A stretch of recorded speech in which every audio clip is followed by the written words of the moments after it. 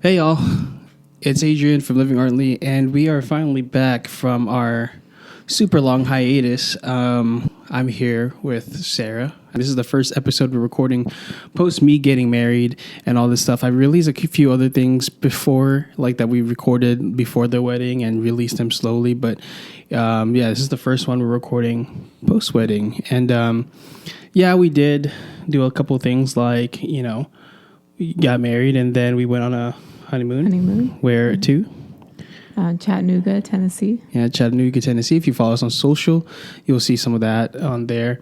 And then we moved to South Bend, Indiana. Leaving our beautiful sunshine state of Florida to this somewhat okay state so far. The South Bend, Indiana. It's great. So no, just kidding. It's a really great place. But yeah, that's not the only thing that's been holding us up. That's made this hiatus a lot longer than it needed to be.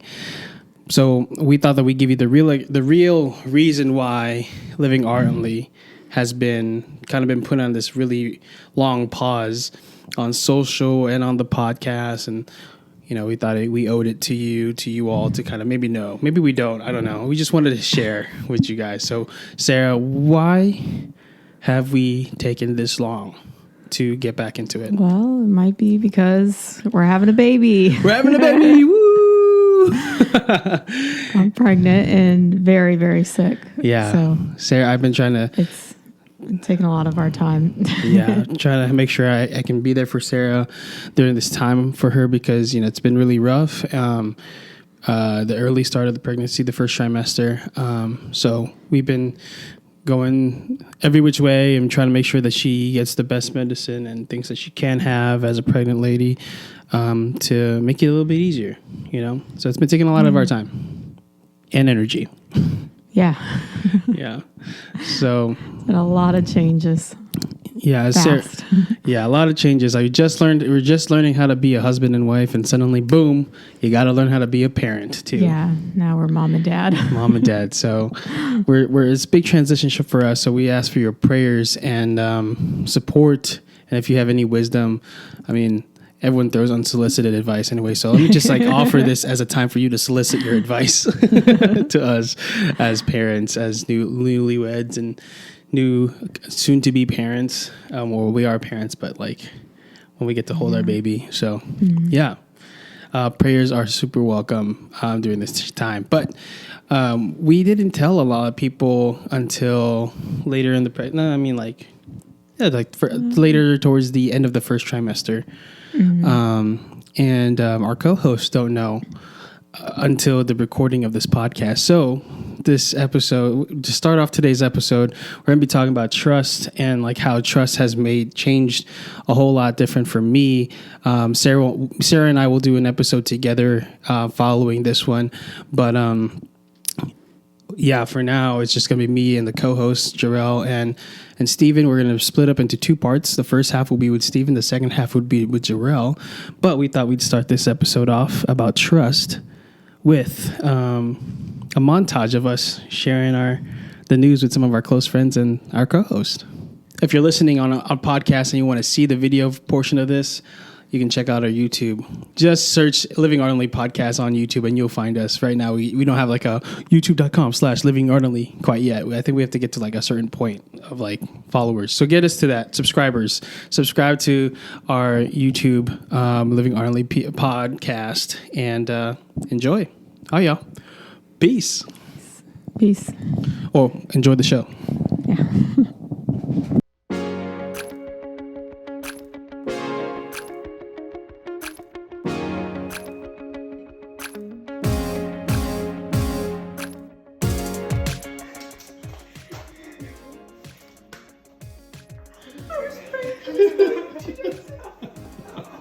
What?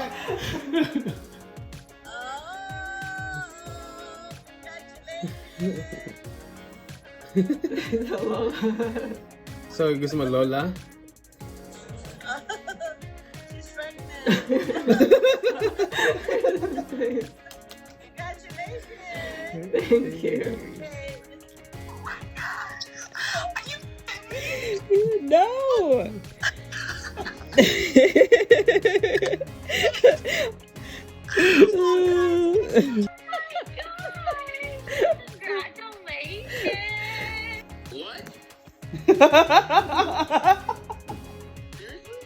Yeah. Yeah. Yes. Seriously? Yeah. You were lying. No way. Hey. Is it actual Father's Day or is it not yet Father's Day? I'll let you decide. Oh wait, are you really? Yeah. It's an actual Father's Day. Congratulations! Oh, man. Yes, I knew it. It works out because Sarah sent me fit well or something. Because I'm pregnant.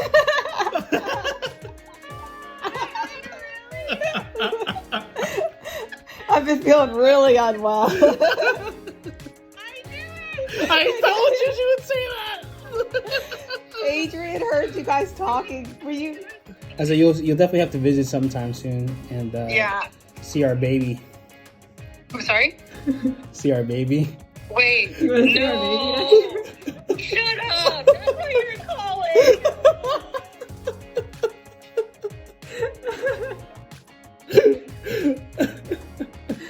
It's been such a hard secret, Nikki. How long have you? How did you? No, she didn't. No, I can't. Because I'm pregnant. I just said. Oh my God, Agnes. Congratulations. It's like this amazing manifestation of God's love. Yeah, wow. You're gonna be thinking about those words on. I'm gonna be thinking about those words in January, I guess. Are you serious? Yeah.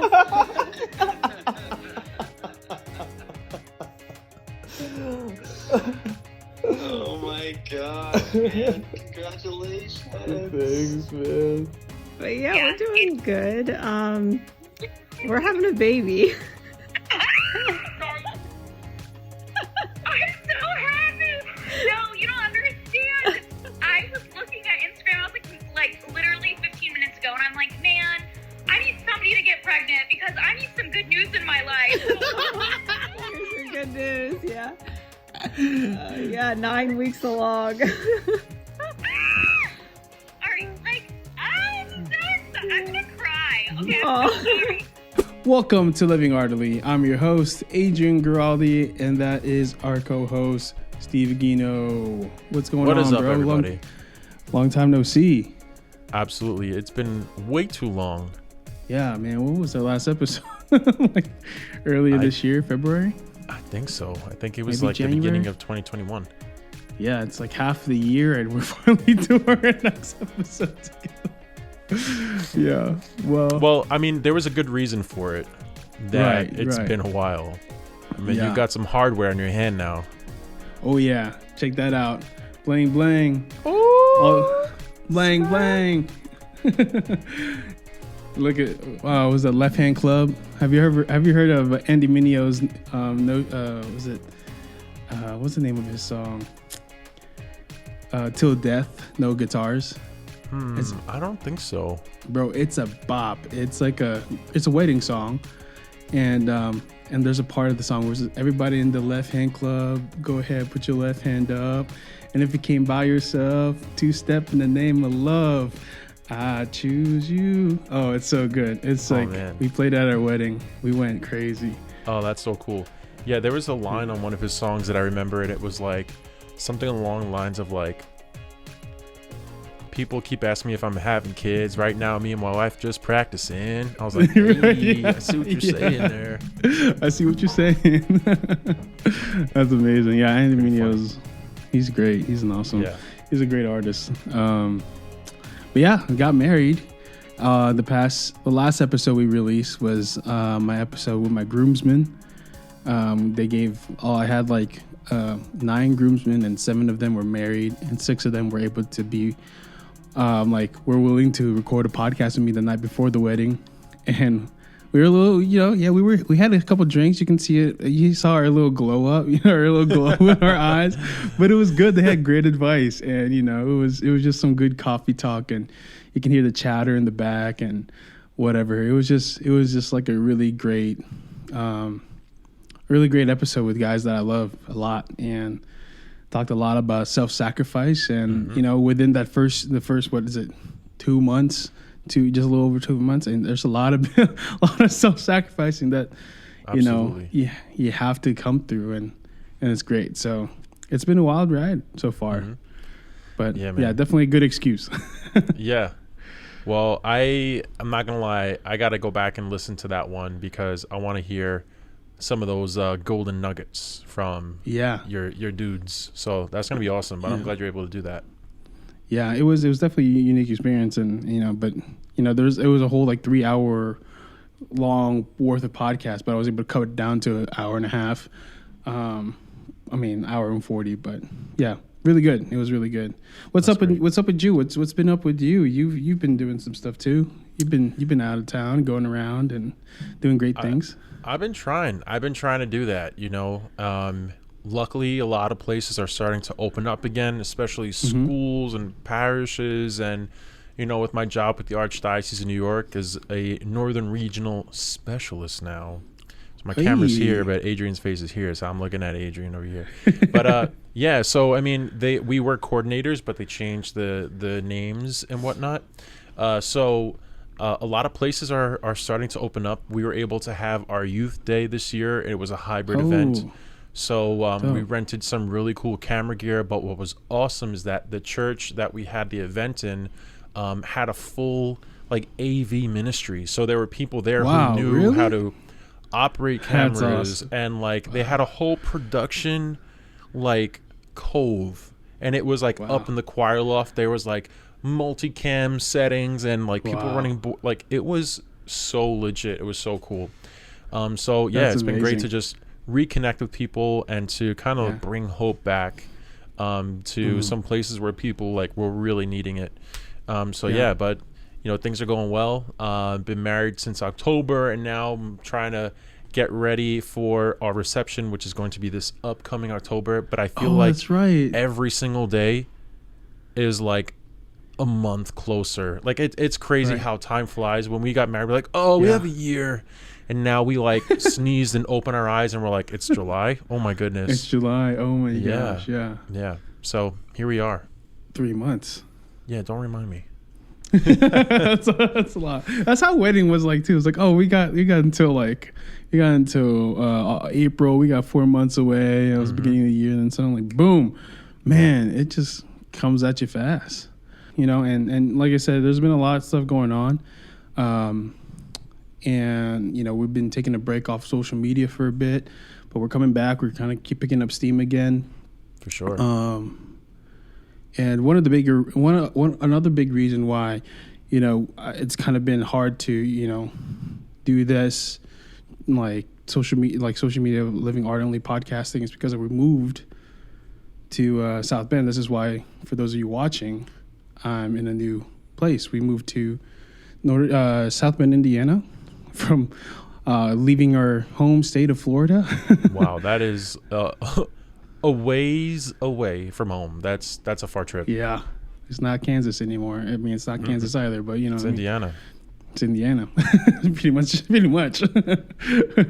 But yeah, so it's been cool. Being up here in the Midwest, we got a nice house that we're renting, and this is the upper level of the entire house, which is great. It gets to be my own little office space and studio, since I work partly from home right now. Very cool. I work for the University of Notre Dame. I don't know if I've ever shared that yet here on the podcast, but I work for the University of Notre Dame for their ministry called the Grotto Network. So that's really exciting. I think I've shared it. It's been a while since I've gotten the job. Are they the Fighting Irish? Yeah, the Fighting Irish. Yeah. Okay, good. I can't get that wrong, especially on the podcast. Whoa, are you trying to say something? Yeah, we're also pregnant. Hey, congratulations! Oh my gosh! For those of you listening, not knowing what's going on right now, Adrian just held up a onesie that has all like sports logos and like the Notre Dame logo on it.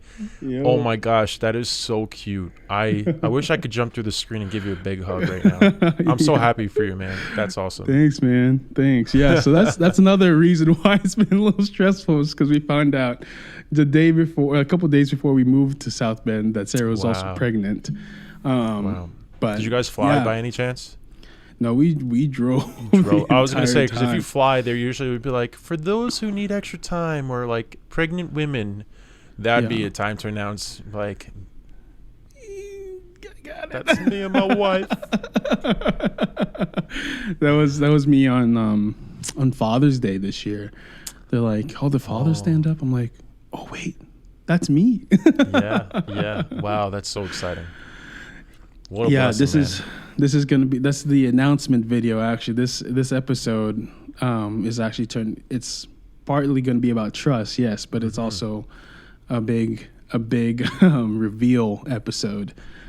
So revealing to you. I was so confused. Like, why do you have a onesie? Like, is that, did you just like get it at the gift shop? Like, oh, this was cute. Like, I got it at the campus bookstore. I got like my nylon backpack. I've got my key ring and this onesie. And I got a onesie. Yeah, it wasn't really a good delivery, but especially for an audio podcast, for those who aren't listening, it didn't catch on real quick. But you know, I'll deliver it better when I do it with Jurell. I promise. Oh my gosh, no! If you do it better, I might get jealous, but I won't hold it against you. Yeah. So yeah, it's been a lot. It's been a bit of a crazy time, and you know, Sarah's she's doing all right. She's not doing super well. I mean, she's been having a lot of morning sickness and stuff, but she's hanging in there. Where we've got a good midwife that's been checking in on her and being able to be helpful and give her the med she needs. So prayers are always welcome right now. Oh, absolutely. She's about to be through the first trimester, so hopefully it gets better from here. But yeah, it's crazy. I'm gonna be dad, or I am a dad. I just oh my goodness. Incredible. It's absolutely not. It was. This is kind of the best segue I can get into it. It's like, it wasn't our plan, but you know what? It's we're trusting in the Lord that this was what He wanted for us, and we're going to go with it. You know. You better believe it. Amen. Better believe it. Yeah. Man, I mean, that is like one of the ultimate, like, all right, God, I trust you. You've equipped us. And so here we are, responding to the vocation that you called us to, and this is a part of it. Yeah. But that's such a blessing, man. Yeah. I mean, it comes with its challenges, right? Like, I just dropped my identity as just a single man. You know, like, I was dating Sarah, but technically I was still like, living as not as a husband yet. Right. You become a husband, and then you move, and then now you're a dad too. Really fast. Yeah. So it's just like having to understand my role as a husband, a father, and now, I mean, obviously always as a son. Sure. is going to be like the biggest like juggling act, I think, of the next like how many years to come. Yeah. Absolutely. So, but especially now in the first few months of understanding this. So, yeah, prayers always welcome. Mm-hmm. But that's why I wanted to talk today about trust. Trust is always a tricky thing. It's easier said than done sometimes. What is your experience with trust, especially trusting in the Lord? Yeah, I mean, like, trust and trusting in the Lord are so important, especially for like, where I'm at and my journey of faith and my vocations. I mean, trust has been so crucial, but interestingly enough, I feel like the most times that I've struggled, or the greatest struggles with trust that I've had in my life, were times of big transitions. Mm-hmm. And I feel like that's where I'm at right now, in certain regards, with work and things of that nature. Yeah. There's a lot of moving parts with what's going on, but I feel like God might be leading me out in one aspect of where I'm at, and then trying to call me into something else. But today, actually, yesterday, I was out to lunch with Emily, and Emily's my wife, for those of you who don't know. Listening to this podcast, gotta plug her in there. She's great. Yeah. She's great. But in the back of my mind, I was like thinking about this situation, and it was like distracting me and taking away from my time with her, and just wasn't like present with her because I was so caught up on this thing. And I just like felt the phrase of don't worry how God will do it, just trust that he will. Don't worry about how God will do it, just trust that he will. So it's like we ask God for these things to happen, or we ask for intercessions or whatever it might be, and then as we start to kind of see things unfold, we get worried and like, oh, okay, but you didn't say that this was going to happen when I asked you about this, so what's going to happen next? And it's like, you can't call the shots for God. Like, you can't ask for a glass of water and then like you see the faucets running and like, but God, are you going to put the cup underneath there, God? Like, are you sure you're going to do it? And he's like, you know who I am, right? Like, just trust me, okay? So I mean, he only brings us what we can handle because he's with us in the midst of it. So I think that for trust, 100%, it's been like that freak out.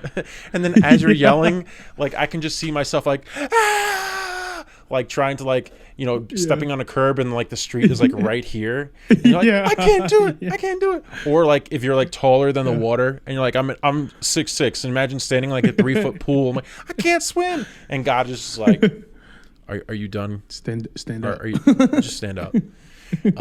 So that's how I kind of feel. I'm in the yelling phase of life of like, oh, what's happening? And I see like little pieces kind of falling where I'm at peace, and I'm like, all right, I see you, but I don't know what's happening still. So that's my love-hate relationship with trust.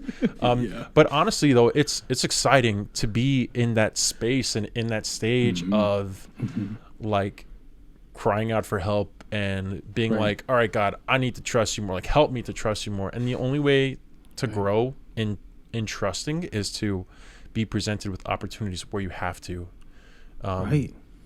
It's really like an incredible, I guess, like paradox of life of like, hey, God, I want to be patient. He's like, all right, get ready to be impatient. He's like, yeah, no problem. Like, say no more. Remember that problem with your left back tire? Guess what? You got no air, and now you're gonna have to be late for work so you can pump your tire. That's me. But yeah, I think that in that transition or in the relationship with trust, man, it really is. It's a daily reminder, really, of who do I trust in and why do I trust in him. And it makes me think back to all those moments where I had to say, all right, God, I trust in you. God, I trust you. And finally, when I was able to like kind of just like let go and open my hands, that's when he filled me with the things that I needed the most, because I was so caught up in holding on to like what I was comfortable with and what I thought my plan was going to be. But the moment I was just like, all right, I have no control of this. Like, I have to trust you. It was just like, now I can finally sit and be at peace. Right. For me, it's like similarly for me, like, I mean, at least in the past for myself, I always had that on the opposite end, rather. I always had that trust. I felt like I always had that uncanny trust in the Lord. Like, I know God's going to take care of it. Like, he will. He always has. He always will. And I always like associate my trust to being at that level always. Like, especially because in college, I didn't have enough money to pay for private Catholic university, but I was like, yeah, let's go for it anyway.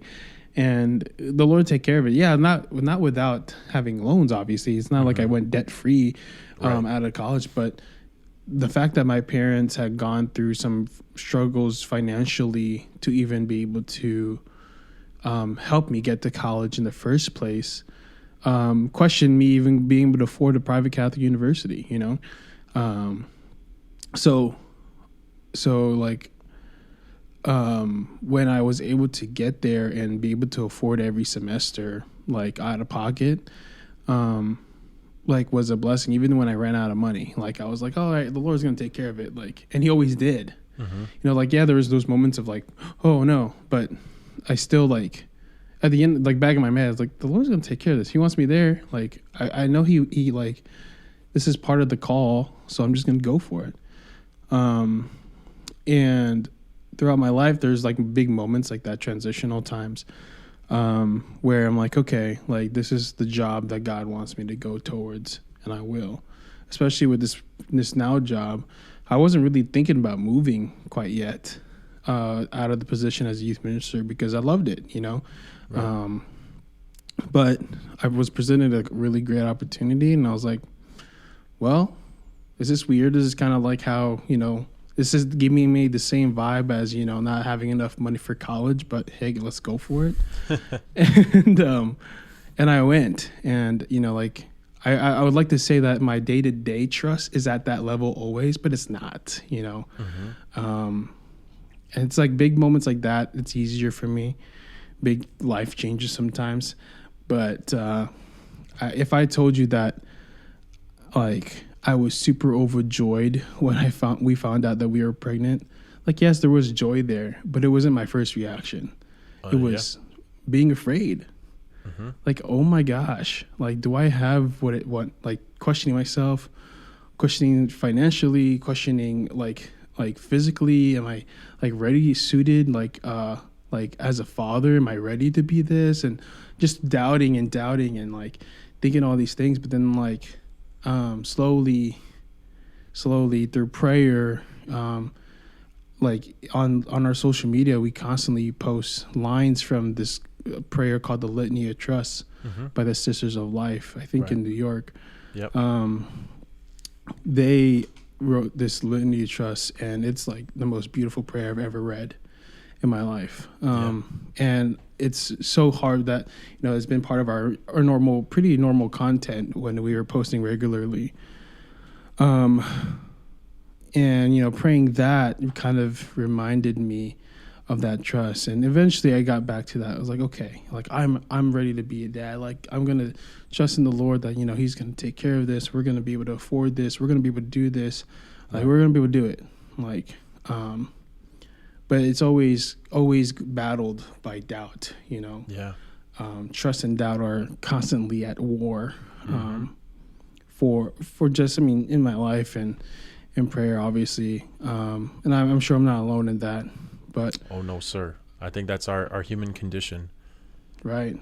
Yeah. And but it's beautiful to be able, like you said, Steve, like to have opportunities to be able to trust, because it one of the things that I went to confession, and this priest told me, like, he said these words were like, oh man, he said, get used to being helpless. And he said, he said, Christ on the cross, he could have done whatever. He was God, but he was helpless. He let himself be helpless and feel helpless, because he was. You have to get used to that helplessness of the cross, knowing that at the end there's a resurrection. Yep. And so that has been like that moment of like, okay, Lord, like I see you, I hear you, I'm up for it. I might always have to lean on you like I always do. I might cry, I might yell, I might get mad, but I'm with you. I know you're with us. And it's a great opportunity to have that struggle, because otherwise I feel like I'm just being complacent. Yeah. Yeah, I think another thing too that I wanted to, add on top of what you were sharing, especially about just that question of like, am I am I equipped? Am I ready in these ways? And then also those aspects of life, like you talked about, okay, I was just single and I just became a husband, and now I'm, being called to be a father. And those are all beautiful things, but it's interesting to see how like our vocation and how God calls us in life is like an onion, and there's so many layers to it. Oh yeah. And we think like, okay, God called me here, I'm here, and that's it. But that's not it. Yeah. And that was like Yeah. a big thing that I was reflecting on like these past couple of days. And, again, like I've been, blessed to be able to like get these words and write them down. But again, like a big phrase that hit me was, God may have called me to something, or God may have called me to somewhere, but that didn't mean that I was meant to stay there. So even though he called me to religious life and to discern the priesthood, and it was a beautiful call, and it was, the joys and struggles and the times of trust and doubt, and that battle that you were talking about is real, but it's in that constant feeling helpless of being like, all right, God, you called me here and I don't know what I'm doing. I don't know what's going on. Help me. So God's like, okay, continue to follow me now. Go. And it's like, wow, I was here. And I remember the first time thinking like, oh my gosh, are you really calling me out of religious life? And it was like such an intense moment and feeling of almost like accepting and understanding that, okay, this is not the end place for me. And that, I feel that I'm being called to be a husband and have a family. And so in that too, and just, seeing where you're at and, what you're sharing, it's like we have these callings, but we have to continue to trust God, because the ultimate and final call is going to be to heaven, and it's for us to be saints. And so every single step that we take in life, every single vocational shift or deepening or change of where God is calling us, it's to take one step closer to heaven. And that is like the most insane part when we stop to think about it. We take on these different sacrifices or tasks, and, when there's like immense, chaos, sometimes that's when we're able to find that peace of being like, all right, God, you're with me in this moment. Jesus, you literally like will calm the waters. You walked on the seas. Like you are the one who commands this stuff. And so, it's definitely a challenge. And I think it's unique too in being a man and walking this journey. And as a man to say like, all right, I'll let go. Jesus, you take the wheel. It's just it's so tricky to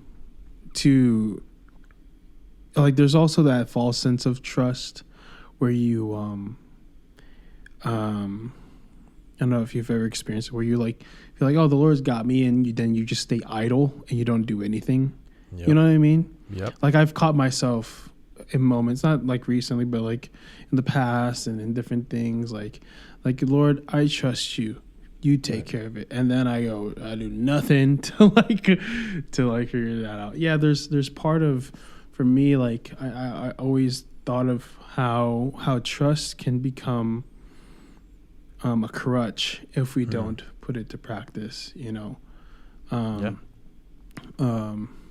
But yeah, so it's always tricky to find that balance of letting the Lord take control, and then actually collaborating with the Lord in that trust. Right? So what we're trying to do here is I want to give the audience a bit of like advice from our personal advice to them. If they're in the moment of their life, I feel like there's a lot of people out there that are in this like kind of series of their life where they're trying to learn how to trust better, or what best practices, or how to really truly trust and what collaborative trust looks like.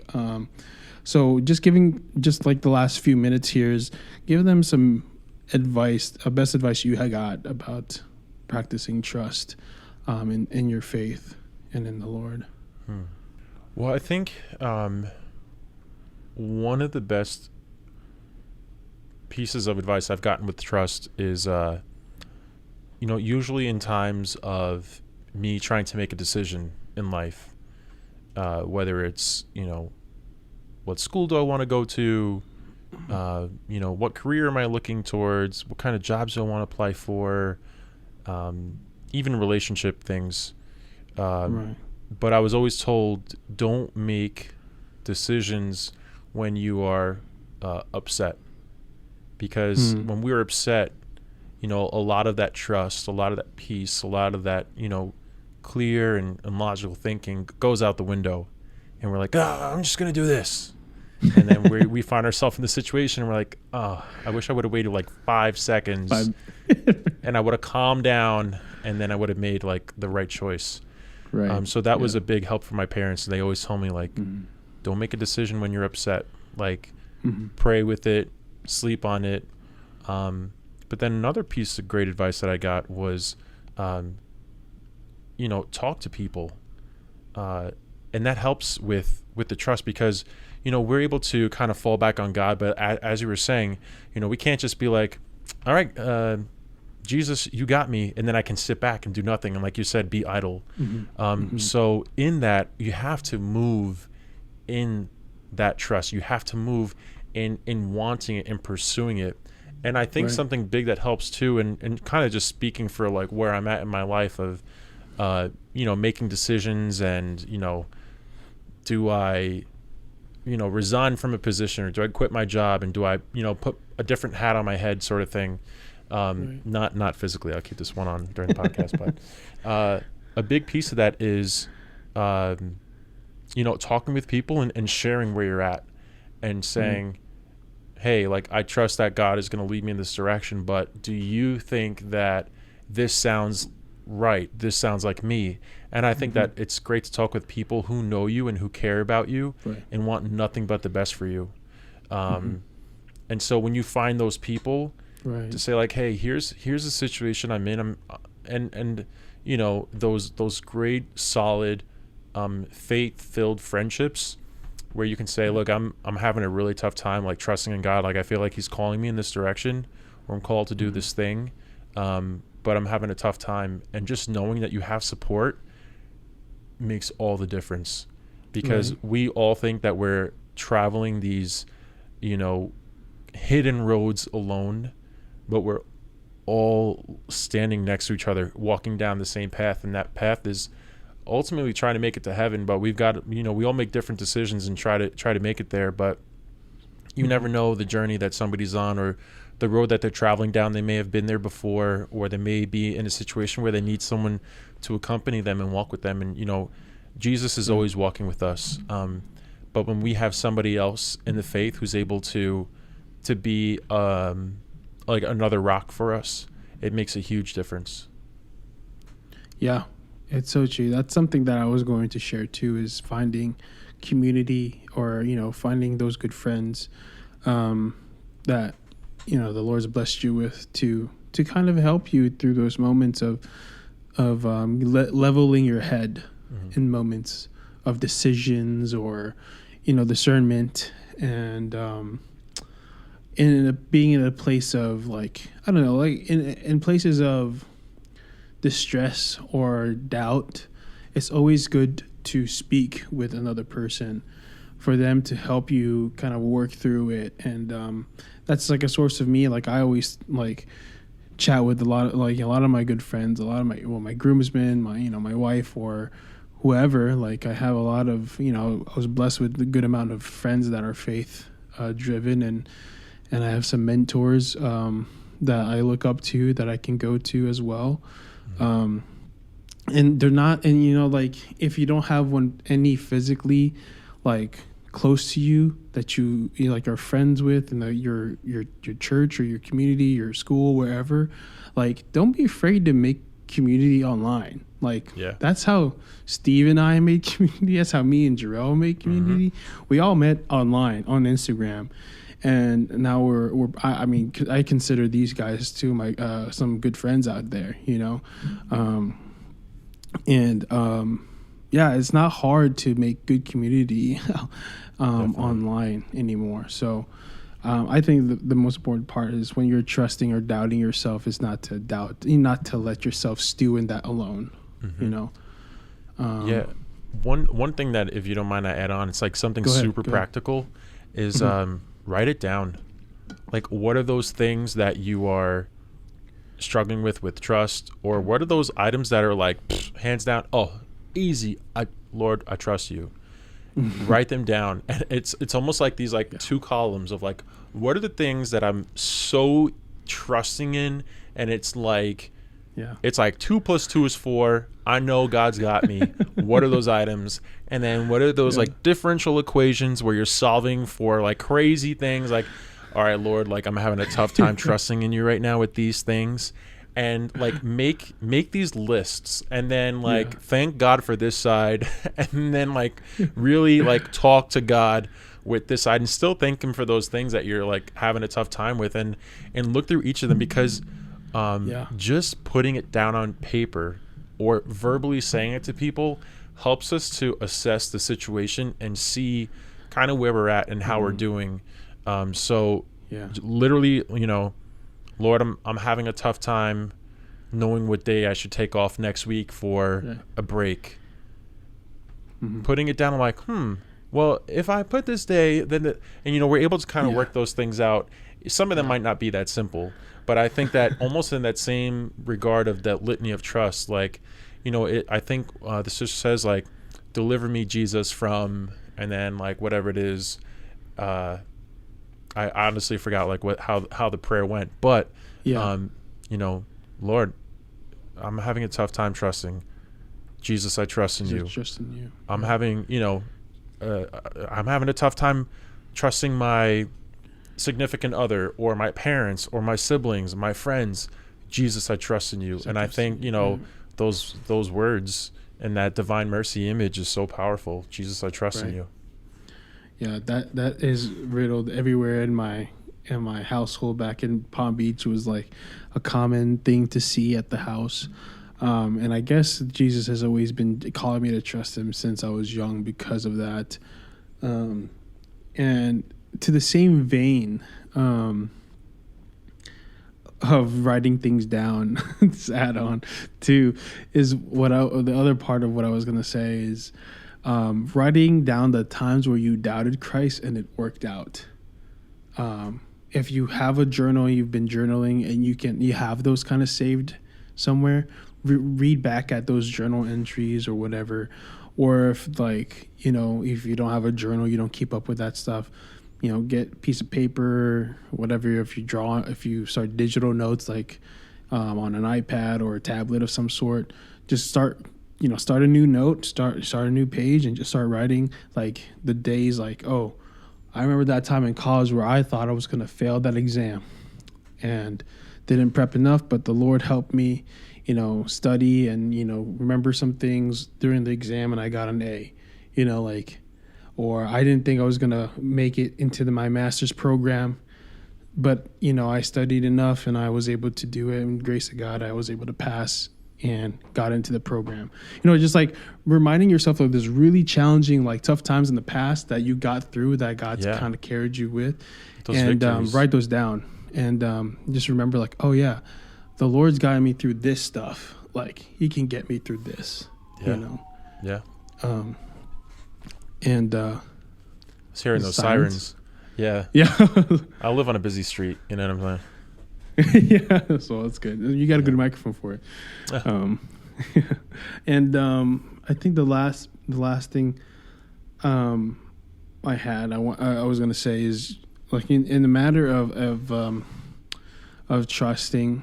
Sometimes, like, if you like have a routine, you have like this thing that you do every day. Like, I do this, and this every day, or like every day of the week I do this. Like, for one day, break your routine and just go to daily mass. or something, adoration, whatever's available, get to confession, whatever, get to the sacrament. I can't promise you that you'll suddenly feel like trustworthy in Christ, but like breaking your routine and then filling it with something faith-based, I promise you, it's only going to have a beneficial like reaction to your life. I can't guarantee that will actually, I can't guarantee all of this are actually going to help you, but these are things to try if you haven't tried already. And hopefully at least one of these things that we shared with you help. For me, it was breaking that routine, like breaking the routine and going to mass once a week, at least, daily mass once a week. And then going to thanks be to God, they also have adoration afterwards and confessions at this church, one after the other. Like Thursdays, 5:30 mass. Afterwards is adoration and confession, and it's like the coolest thing, like to be able to fill the latter half of my week with Jesus before the weekend. Definitely. So, but yeah, man, that's what we got for this half of this podcast. We're gonna fill up the second half with some Q&A with Jurell on the trust aspect. So, Steve, thanks for coming on. My pleasure. Miss Thank you. for It's having good me. to have you back, bro. Good to see you, and congratulations. Thanks, bro. Thank you. Pray for us. Follow Steve over at Eguino.media, and follow Living Ardently. And we'll be back after this break. See you on the second half of the episode. Peace. If you did not know, Living Ardently is now an affiliate with Be a Heart Design. Be a Heart has a bunch of great things for you and your family. So if you want to go get something, use our affiliate link in our show notes, and then you can use our promo code Ardently10 for 10% off your purchase. Everything that we make goes straight back into our podcast, so you'll be supporting our ministry. Again, so if you want to get something nice for yourself, for your friends, or your family, go to Be a Heart using our affiliate link. Use our promo code Ardently10 for 10% off. And not only will you be helping the ministry here at Living Ardently, but you'll be getting something cool too. Again, link in the show notes, Ardently10. Let's get back to it. All right, welcome back. We are here. Steven's gone, but we have our other co-host, my dude, from the Living Person, Jurell Sison. What's up, bro? Hey, everybody. What's up, Adrian? Good to be back, Man, it's bro. been a while. Look at your It's been a good space. Look at the blue and It's the I don't want to like steal from YouTube vibes, but it's definitely, I use the purple, the like hot pink and blue from Miami Vice jerseys. that's great. That's the inspiration, the Vice wave. Yeah, Looks good. that's what. Yeah, it's pretty cool. I'm still trying to figure out some things in here, but it's like this entire space is like the second floor of our house, and it's like pretty much like we can use a guest room on the other side of that. The stairwell is like right there, and then the other side is a replica of this side. So I'm like, ooh, what can we do in that room? So That's cool. That actually reminds me of one of the first houses that we rented. I had like this bungalow house. yeah, I had a studio type of thing on the second floor. That's good stuff. yeah. Like right Only thing I wish I had was a bathroom up here, so I don't have to go downstairs all the time to use the restroom. Yeah. But Yeah. it is what it I had is. that life too. So you're like sleeping upstairs and then going down Oh yeah. for the bathroom. Is that what you have to do? Oh no. Our bedroom's like right by the bathroom. But this is just like the studio space, so we could have used that as a room because it's a lot larger than the bedrooms are. Because this house was built in the 1927, so it's pretty old. 100 years old, almost. Cool. But yeah, man. So what's been you had an idea about how to catch up with things, so I'll let you lead that. Cool. Adrian, let me lead the intro. So we're going to try to catch up in like the last 3 months or whatever it's been since we've Right. what was the last one? I don't know. I think we did one on the discernment, and I don't know when that was. I think it was in February we did that. Anyways, the exercise is this. It's we get to pick 3 words to update y'all and one question. So me and Adrian will both pick 3 words, explain the 3 words, and the other person will get to ask a follow-up question. So you want to go first? Yeah, since they heard me in the first half of the podcast, let's catch up with you first.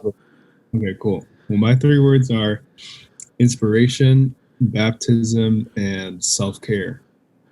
And I picked inspiration because it's been my like prayer intention over the last 3 months. Felt like I don't know. I just took a little break from social media, stopped some content, and wanted to pray more. So I've been praying a lot to just find like a new inspiration for some of the work I've been doing on social media, and I've been feeling a little bit more inspired lately. I don't want to say it back to its like full force, but I'm just trying to be gentle with the socials, you know. So did some podcast work this week, and some real work this week, and what else? Baptism. My baby girl Ava got baptized last week, so that was really fun. Got the family together, and then self-care. Trying to eat better, trying to exercise, trying to play basketball, and I've been I have this Bible verse from Corinthians written on my wall. It goes something like, whoever sows bountifully, like sows like seeds in the garden, whoever sows bountifully will reap bountifully. It goes the opposite. Whoever sows sparingly will reap sparingly, and whoever sows bountifully will reap bountifully. So I'm just trying to put the work in, prayer-wise and health-wise. I'm trying to plant these seeds of self-care, take care of myself, so that I'm just stronger and healthier, and rooted in prayer, rooted in the fruits of the Spirit: love, joy, peace, patience, kindness, self-control, gentleness, faithfulness, etc. That's my updates. Yeah. So now, do I ask you a question, or do I go through with my 3? You get a question. So in the time of your self-care, what was the most restful part of it?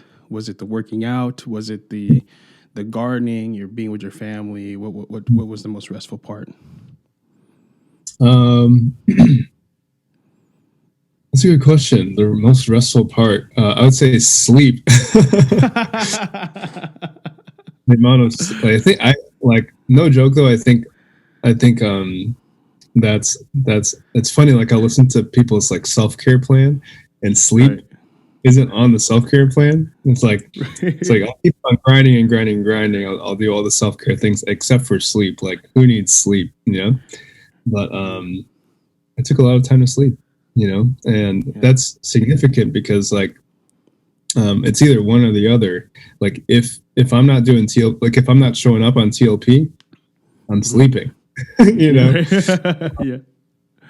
Because all the other hours of the day I'm at work or parenting, and all of my extra business things and all of my extra TLP things come from me getting up early to do some extra work. So the most restful period of that time was just that intentional choice to sleep in a consecutive amount of days. That's amazing. And it was good. It made me more present and stronger, and me more energy and all that good stuff. So yeah, that's awesome. Yeah, sleep is something that, you know, like as a kid, I always like hated going to sleep, but it was also, it's like as an adult, I just learned to love napping and actually going to bed at a decent hour, which is something new I'm trying as well. So, but yeah, that was great. I love that. So for my 3 words, I had to think about this for a little bit, but transition, life-giving, and fatherhood. what the hell? Yes, sir. Oh my God, dude, what? Yeah. We got a little baby. Holy cow, dude! Congratulations. Thanks, bro. I was like, what is he doing? Why can't he just follow the prompt? I told him to write it down. That's amazing. Gosh, dude, congratulations. I was Thanks, like, man. fatherhood? Picture? What? Yeah, Wow. this is this episode was based based on trust because of all the trust that we've had on this. So, yeah, it's great. Wow. It's huge, and it's also a reveal episode of like, hey, we're parents. So that's a surprise. It killed me when we talked 2 days in a row and I couldn't tell you. I was like, oh man, I just want to tell him right now. But I was like, the recorded live reaction is what I'm going for, you know. So You got to record it. yeah. Oh, I was Yeah. not expecting that at all. Yeah. Yeah. Not expecting That was that. amazing. That was a great reaction. So I'll break it down. So transition, obviously, there's been a lot of like change going on in my life where we transitioned Dude, I from, I almost, transitioned like, from being, I almost Right? swore on live living. I was like, it's what? okay. It's definitely welcome. It's all good. funny. What's Wow, really sorry. true. Yeah, it's so good. Yeah, the transitions have been a lot, you know, from going from, you know, just kind of pretty much, I mean, like even when you're dating your fiance, I mean, you're together, but there's still like like selfish, a lot of like room for selfishness when you're, you know, dating or engaged. There's still room for you to be a single man. But then when you get married, then there's like a lot less, you know, right? But now that you're a father, there's even less. Like there's no like very, very little room to be a little selfish for yourself. So there's been a lot of transition, not just in that aspect, but also in like, you know, moving, starting living in a new area, a whole new state across the country from where we were, from Florida to Indiana, and now being in near, you know, Notre Dame and trying to find a community and building all of this. It's been a big transition for us, for Sarah and I. You know, as well as like finding out that we were parents just before we moved up. We're just like, oh man, like our world just like. Whew. So it's been a lot of that. The second word, which I couldn't remember what it was, but it just all had to relate back to, you know, the change in my life, because fatherhood, I mean, like, you know, being a husband changed my life, but, you know, being a dad or having to prepare myself to be a dad is even bigger. And so trust has been a big thing for us as a couple, because, you know, as we weren't, you know, like we're pretty open about this, but we weren't like planning to have a kid right away. We were hoping to wait a little bit, probably in the year, but like it walked the world when we found out. You know, we were obviously excited, but that's that moment of panic, like, oh no, am I good enough? Am I ready? Am I financially prepared? Am I mentally prepared? Am I ready to give up my entire life for this person? You know, I mean, obviously I would do that already with Sarah, but even more, you know, for a child. So Did you have the thought of like, shoot, I'm in trouble. Am I allowed to do this? Yeah. It's like a weird thing. Yeah. Like for real life, parenthood is like adulthood, you know, like Yeah. just randomly go from like not being allowed to do things like Right. because your parents don't want you to or whatever, or Yeah. and then all of a sudden you have a kid. You're like, Right. was I allowed to do this? You know, like is this allowed? Right. It's definitely it's been great for us, but you know, like I said, it's definitely it's definitely a lot of trusting in the Lord that He has got this covered, and He trusts us with this little one's life, and we take on that responsibility the best that we can. So Amen, dude. that's the update for you. I'm so excited for you, man. That's so funny. Like I was thinking about our conversation the other day. I'm like, yeah, like new apartment, new city, new this, like new wife, new this, new that. I'm like, anything else new? I'm like, nope. No. Straight up lied. I was like, do I want to tell him now? I was like, I could. I was like, oh, if you only knew. Wow. Dude, I can't wait. I can't wait. Yeah. For your parents. Well, you are parents now. Yeah, we are. But holding that baby and seeing that baby through a monitor is a whole different thing. Okay, Daddy. Let's go. Let's go. So we pulled up some questions from our socials, asking you all questions about trust that you guys had, and you guys sent a few in, and we only have half an hour to do these, like not a full hour like we normally do. So we're gonna try to get through these 3 questions. We only had 3 questions, which is perfect because we were like, well, let's just answer 3, and we only got 3, so that's good. Providence. So we're going to try to do this the best we can in the limited time that we do have. So bear with us. If you feel like you ask these questions and you feel like you want more or you feel like you need more, feel free to always message us on our socials, Living Ardently for myself, and for Jurell, the .living.person, right? So the first question we got is what is the difference between having expectations and trusting someone to do something? You want to crack at that first? I had to think about these questions. Okay, what is the difference between having expectations and trusting someone to do something? Right. So I'm trying to think of like an example, but like, is it when you expect somebody to do something and then they don't do it or they don't follow through? Is that what you're hearing? Right.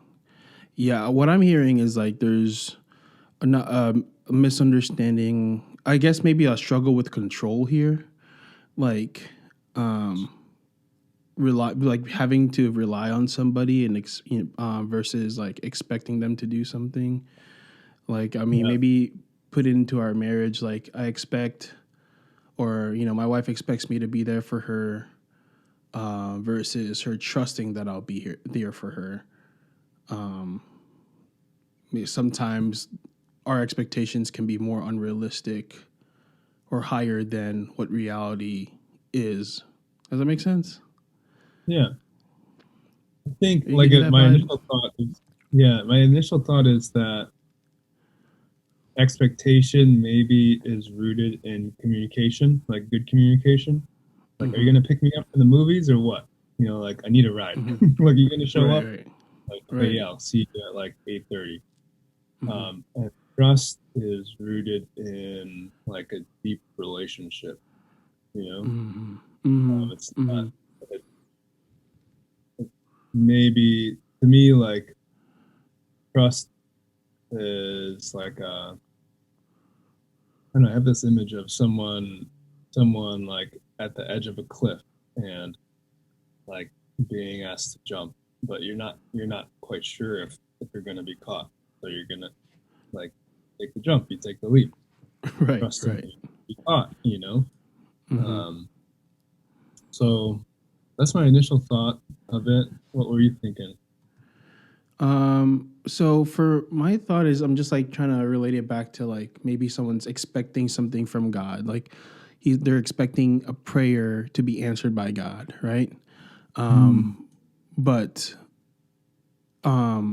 there's a difference there between expecting that prayer to be answered and trusting that prayer will be answered. Maybe, but I think the difference is like, sometimes our expectations of God, like I want this prayer answered this specifically rather than like that's how I expect it to go down. Maybe it's like, maybe I'm wrong. Maybe I'm wrong in understanding it, thinking that way. But I'm just trying to pull from my own past experiences and how my relationship with God was. So that expectation sometimes is unrealistic. Well, that was a big thunder. Did you hear that? Mm-mm. Maybe not. Okay, it was massive. It scared me. Sometimes the expectations that I had for God to answer my prayers was kind of unrealistic versus how my relationship is now, is like just trusting him, like, you know, in this, like in the fatherhood, like I trust that God's going to take care of us, even though despite I don't know, exactly the first thing that comes to parenthood, you know, per se, but I trust that, you know, he's going to help me, give me the motivation, give me the guidance in figuring this out, surround me with people. You know, he's already given me so much people that I can utilize and you know, look towards for inspiration and for advice as parents, as fathers, and as mothers, you know, for me and Sarah. So I guess that trust invites action, and expectation really doesn't. Do you see where my thought process is going? Yeah. I think this is a tricky one because it can go a bunch of ways just depending on the person and their the meaning for the question. The question was, to come back to it, what is the difference between having expectations and trusting someone to do something? I still don't have like an example in mind, but like now that we're chatting, when I hear about like having expectations, I think like planning, I can see somebody planning out their 5-year plan or 10-year plan. Like, here's how I expect things to go. I'm going to get my 4-year degree. I'm going to go to nursing school. Then after that, I am going to do a year of service, or maybe check out the convent or the seminary, but I'm not going to check it out too much because I really want to have a baby and and and then I'll leave seminary after a year, and then I'm going to go to nurse practitioner school, and then like I don't know, like if you've got it planned out to that extent, you know what they say about people that have plans, God will laugh at you and hand you something else, you know. Right. So I think when we talk about trust, life is a big question mark. Life is a mystery. And yes, we have our choices, but to a certain extent, like we just have to trust that things will play itself out. And when it doesn't play itself out, when a tragedy hits or something horrific happens in the family or in life, again, we have examples from Jesus that things still work itself out. And that's really tough to trust in like that difficult moment, when all of your expectations or all of your plans are shattered and taken away. But we do have a tradition where saints and mystics also had their plans. Like St. Ignatius had a plan to become the greatest soldier in the world. His leg was shattered by a cannonball. There goes the dream. There goes the expectation. There goes the plan. And another plan was given. I guess that's what the thought. Those are the thoughts that kind of came into my head as we were chatting. Yeah. But what else is developing in your thought process?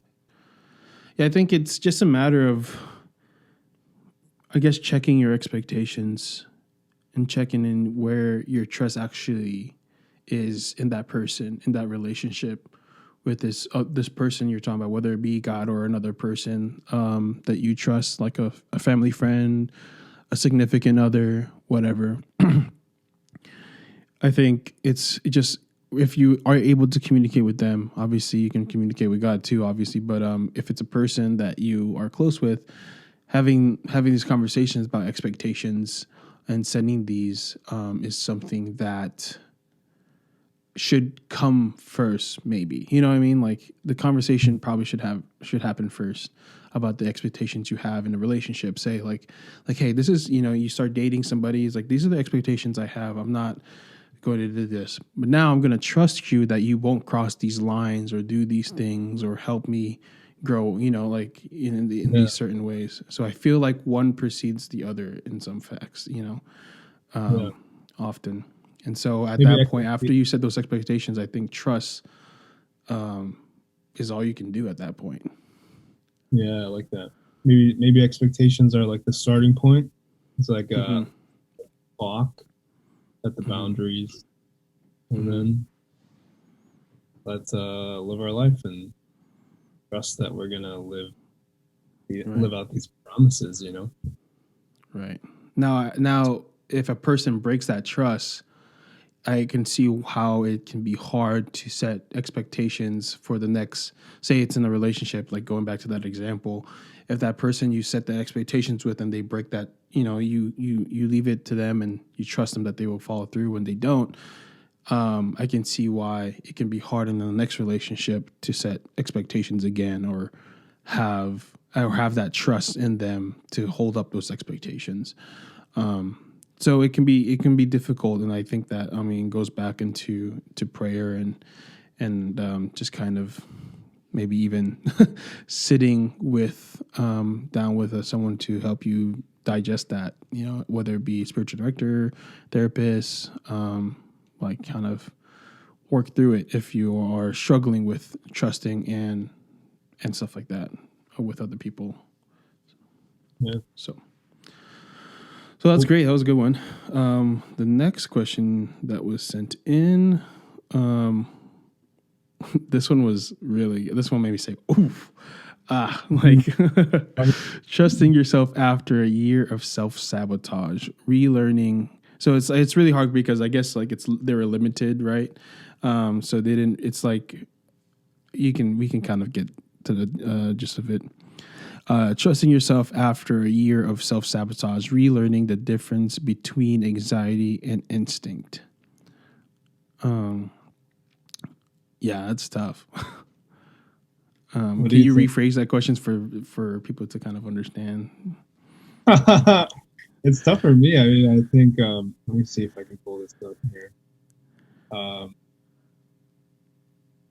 Trusting yourself after a year of self-sabotage. I think that, like, the first part, it's pretty self-explanatory to me. Right. Is it to you?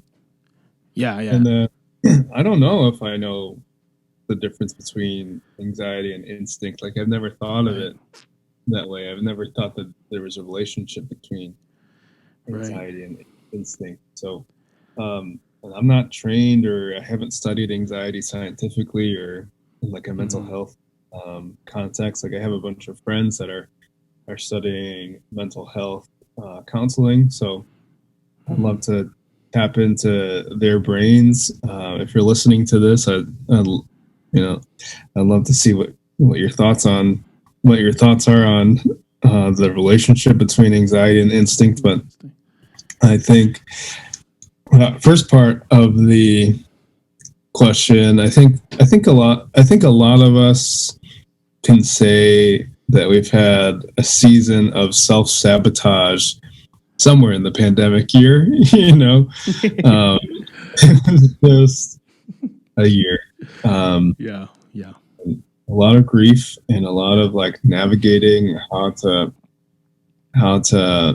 just survive, the next week or the next day, and different levels of like grief and depression and trauma. So I don't know, from my experience, the self-sabotage thing is a tough thing to get out of, So I started seeing a counselor probably towards the early stages of the pandemic, just to kind of like have another person to chat with, and that was in addition to a spiritual director. So I just needed a community and a support. So I wrote on my piece of paper as I was taking notes when I was reading these questions. I wrote down something like, let's just, like, in regards to the question, let's just forget about the self-sabotage piece. And let's just assume that you're healthy, trusting in yourself, is complicated in itself, you know? Yeah, it's true, right? Because I mean, the fact that you're human means that you have human desire, and human desire is just like so messed up sometimes. Like, I think back to my early days of formation as just a minister, and I loved Matthew Kelly and his dynamic Catholic resources, and he said something that I'll never forget. He said, "We human beings can convince ourselves of absolutely anything." You know, like the amounts of things we become obsessed with, the that have like, not that they have no meaning, but they just have such limited meaning and such temporary meaning, and the importance of a community, and if you're a person of faith, the importance of a faith community is something that will keep you healthy and holy. You know, so even when you're healthy, like, let's not even talk about like when you're unhealthy and in a season of self-sabotage. Even when you're healthy, it's important to find a community that can help you build the confidence within yourself to trust yourself. You know, like, you're not meant to do it alone, you know? I think like some of that comes from the culture of like, trust yourself, like treat yourself, like, you know, like yourself. Like, I guess like, that's the marketing, but it's just not true to the full life experiences that I've had. Like, lots of the moments that I've had in my life that I have found to be whole and pure and holy, sacred, involve lots of other people. Yeah. And I have this quote that I really like. I use in ministry all the time. It's this African proverb. It goes, if you want to go fast, then go alone. If you want to go far, then go together. And I think, you know, like us in the States, like us in the US, we just want to go fast. Like, we want to build our podcasts. We want to figure out how to get more people into our youth ministry or campus ministry or blah, blah, blah. Like, we want to like do it now, do it fast, efficiently. But like, there's a cost to that. And means that you leave behind the community. And the community will slow you down, but I like that idea that it would take you far. And that's the whole idea of church. That's like the foundation of what our Christian tradition is that that we would do together, that we would gather together and build each other up and lift each other up and be strong together, you know? So I went on a little rant there, but no, that was really good. Yeah, that was really good. I think the only thing that this kind of led me to, especially in your conversation with the way you were talking there, how you broke it down, is just you know, we ourselves are hard to trust, right? Especially for those of us who have maybe some insecurities, that struggle with some really deep insecurities. That if you're like me, like, there was a time in my life where, and sometimes it still comes back, where I can't trust myself, and that's why I have to set this amount of alarms, or, you know, like, or like tell my lights to turn off at a certain time so I don't stay up that late. If it's like too late, it'll say go to bed, basically, you know, when the lights go off. Like, if I was there, I could be like, get up, you idiot, you know. Boom, like, exactly. But like, the ease that comes with the accountability of another person, or the ease that comes with the accountability of a community. You know, like, if you're listening to this podcast, you've probably been on a retreat, right? Right. And discipleship feels easier when you're surrounded in the community, because you're being lifted up and you're being affirmed, even in something that seems so hard.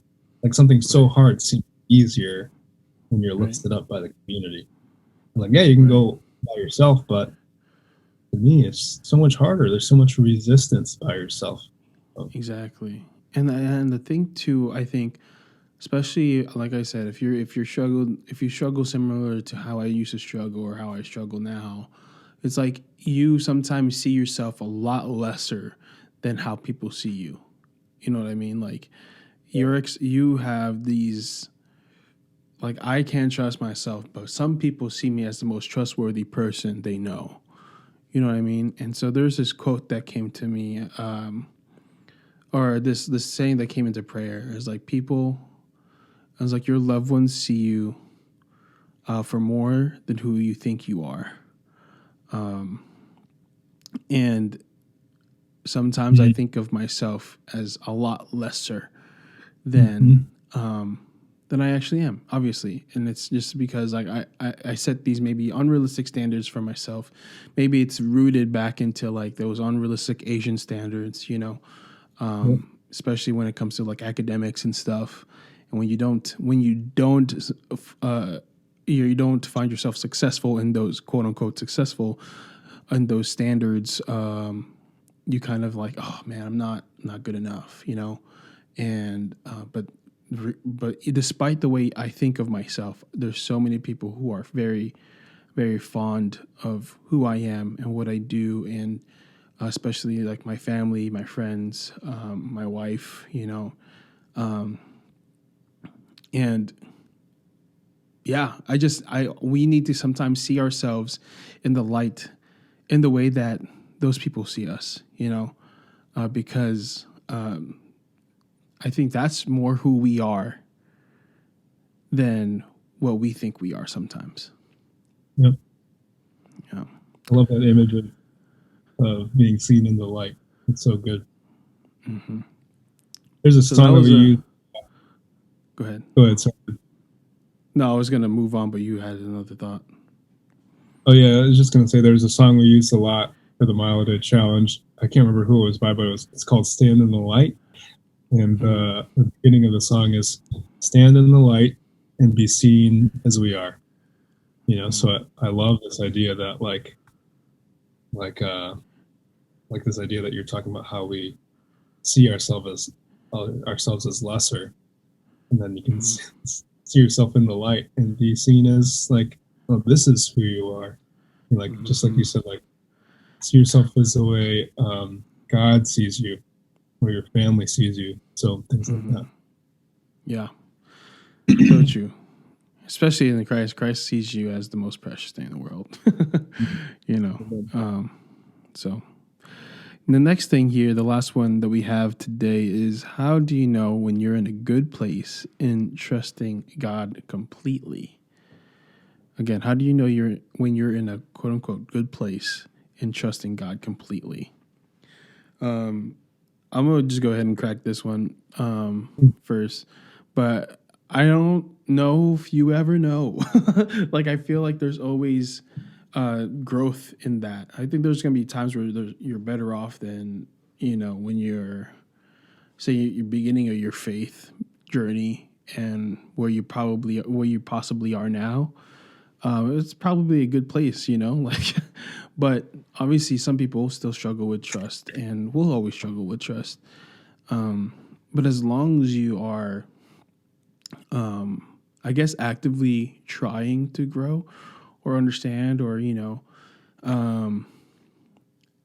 like let go of some control or trusting in the Lord, I think that any growth that you have in this time frame is any place in this timeline is a good place to be in. It's definitely there's, you know, obviously a lot of circumstances that come to play when trusting God, quote, you know, completely, like she says, or whoever said, I don't know. It's just a matter of like, what's the word? Understanding where you are, I guess, and what you're able to do and what you're able to, like, you know, for me, like, I didn't think that I was ready to be a father yet, you know. I didn't think I knew I was ready to be a husband and I was ready to make that sacrifice, but then to like add another layer to that, you know, marriage as a father, I thought I was really good at trust until I got the news, you know? And yeah, it's challenging.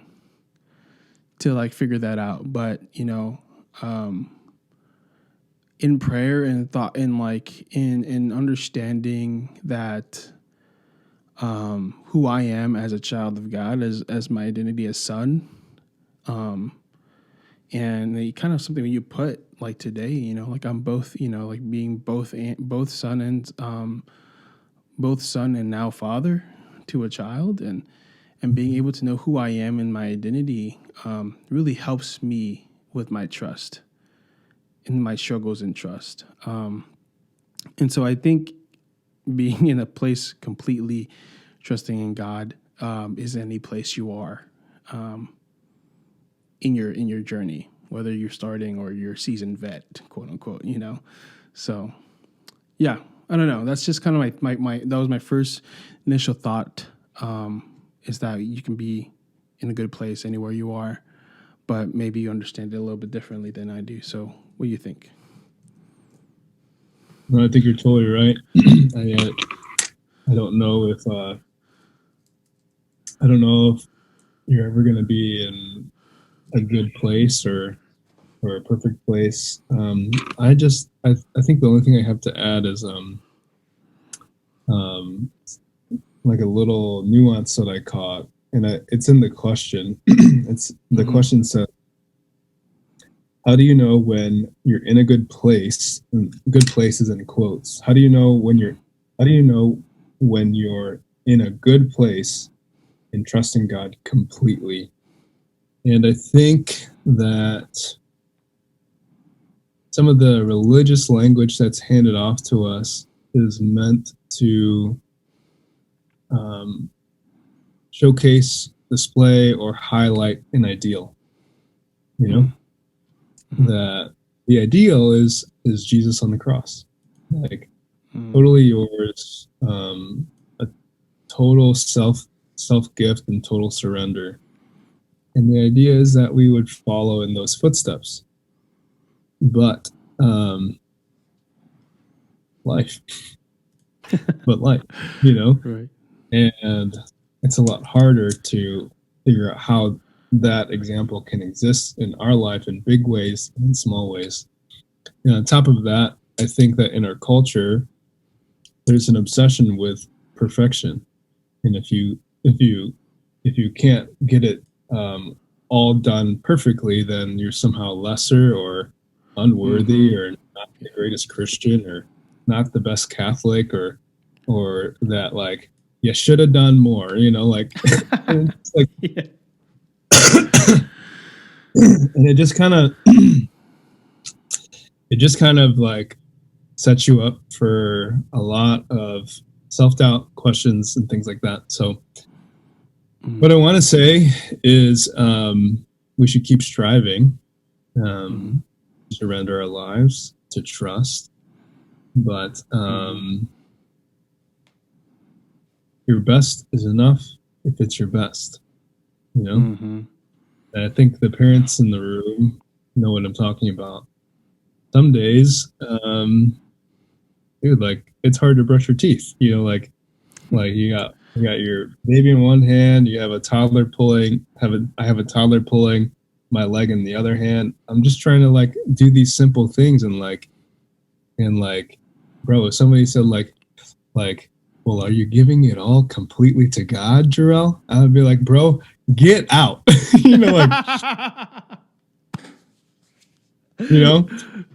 Like it's just sometimes about surviving and trusting that God is with you in the survival, in the surviving, in the trying.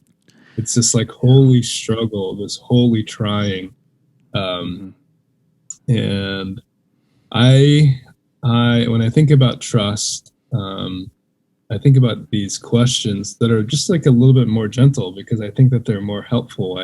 I like these questions of like, God, what's next? Or God, in my situation, what more can I give?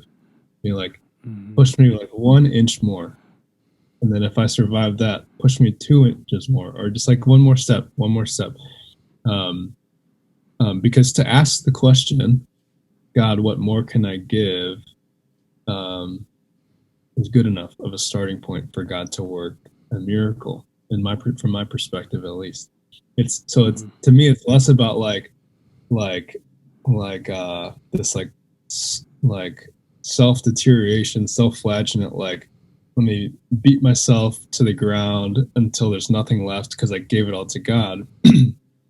Trust to me is more so about openness, because you see it within there, like even when I'm like fasting or doing all these things to withdraw myself from like worldly pleasures, is still the control of how much I do.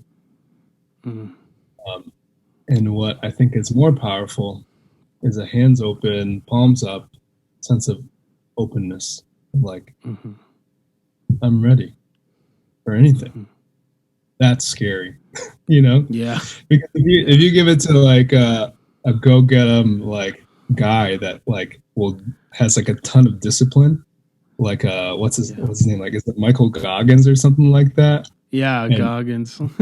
gotta trust, like, go do like 10 marathons. He's like, all right, let's go. Okay, 10 marathons done. It's like, what's next? You know? It's still, but then maybe you take a challenge to that type of guy and say, no, all it is openness to whatever God has next. That's way more scary, you know, like, so like that's that. And I think that's why like, especially for guys, like when they hear that they're having a baby, like, oh crap, like, there's a sense of like, you don't know what's happening, you don't know what to expect, like, but you want to control it, so you read books and talk, but even then, like, you don't know what to expect, so this element of fear and anxiety. So I think trust is kind of like this sacred, like, you know what, I'm going to offer it up, it's going to be okay, you know. So yeah, I don't know, another little rant there, but just my thoughts. That's really good though. I think the best thing to leave y'all with when it comes to trust is that trust at the end of the day is always going to be a challenge, and it's going to be messy, and you're going to do great some days and you're going to do really bad some days. But continuing and keeping mindful about that trust, especially when it comes to your relationship with Christ, it's always going to be fluctuating. You're gonna like feel like, oh, I trust God with everything in my life, and then something crazy happens. Are you still trusting then? You know, it's like, it's a matter of always understanding that it's going to be ever changing and ever growing, and going with it, you know, and being able to take those in stride. It's not easy, never will be. There'll be days maybe it will be, but like, it's more often than not going to be a challenge. And that's why trust is such a hot topic thing and always talked about. Right? Yep. So yeah. I guess like some reflection questions for you might be in what ways, like in what specific ways are you struggling with trust? Is it a relationship? Is there a guy or is there a girl that like hurt you? And that's affecting something? Like your family? Your family? Is it are you afraid of the unknown? And I think when you name the thing that's causing anxiety, and when you name the thing that you might be afraid of, and you hand it over to Jesus in your prayer, that is like the vehicle or the way to get to this like open trust, because you can hand it over and you can hopefully try to hear Jesus saying to you that it's going to be okay, because that's what Jesus is trying to convey to us all the time anyways, you know. So it's like, hand it over, it's going to be fine, you're going to be okay.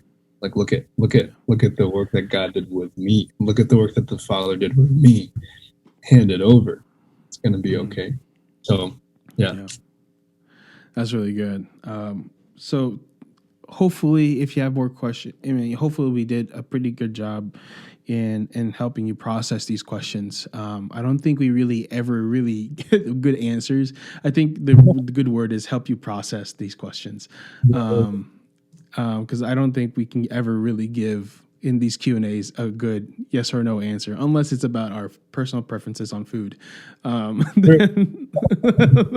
which we haven't had any food questions in a long time, but you know, it's always welcome if you want to.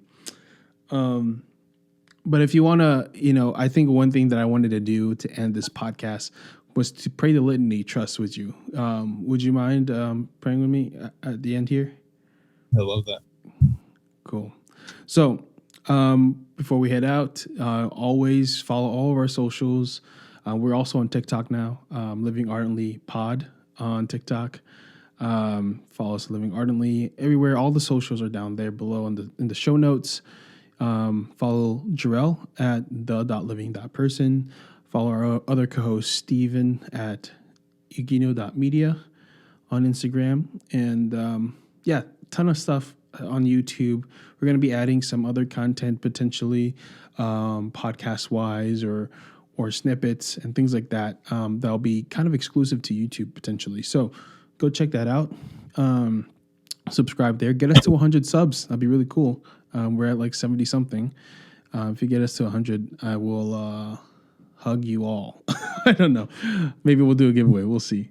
But yeah, thanks to y'all for listening. And instead of our normal like hype pace, goodbye and outro, we're going to go ahead and end today's episode with praying the litany of trust. So this is by the Sisters of Life. If you are not familiar with it, and we've been doing a series on our socials since like kind of the beginning of last year. So if you don't mind, join us in the name of the Father, the Son, the Holy Spirit. Amen.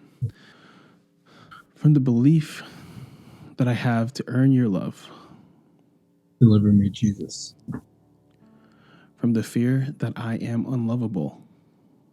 Deliver me, Jesus. From the false security that I have what it takes. Deliver me, Jesus. From the fear that trusting you will leave me more destitute. Deliver me, Jesus. From all suspicion of your words and promises. Deliver me, Jesus. From the rebellion against childlike dependency on you. Deliver me, Jesus. From refusals and reluctances in accepting your will. Deliver me, Jesus. From anxiety about the future. Deliver me, Jesus. The resentment or excessive preoccupation with the past. Deliver me, Jesus.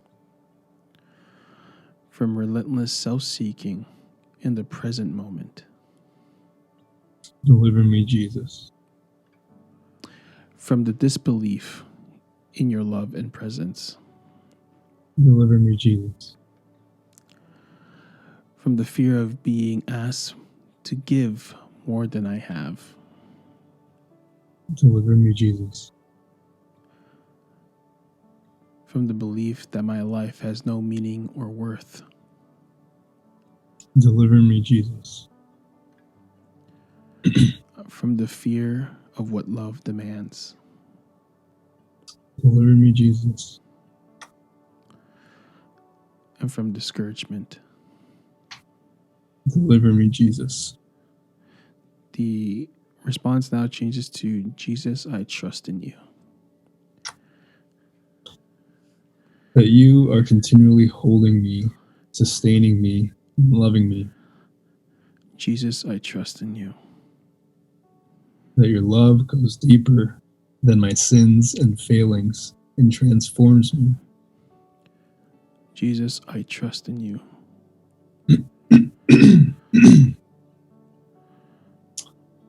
That knowing what tomorrow brings is an invitation to lean on you. Jesus, I trust in you. That you are with me in my suffering. Jesus, I trust in you. That my suffering, united to your own, will bear fruit in this life and the next.